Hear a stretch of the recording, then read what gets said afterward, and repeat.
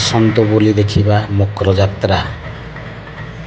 ପାର୍ବତୀପୁର ପାହାଡ଼ ଉପରେ ଯାତ୍ରା ଚାଲିଛି। ଦେଖନ୍ତୁ ଇଏ ହେଲା ପାର୍ବତୀପୁର ପାହାଡ଼। ଆଗକୁ ଦେଖଉଛି ବର୍ତ୍ତମାନ।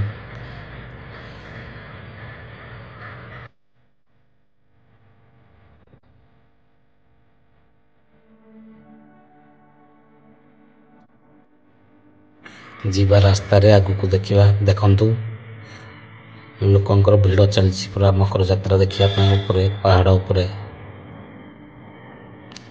ବହୁତ ସାରା ଦର୍ଶନ କରିବା ପାଇଁ ଆସିଛନ୍ତି। ନାମ ସଂକୀର୍ତ୍ତନ ଚାଲିଛି।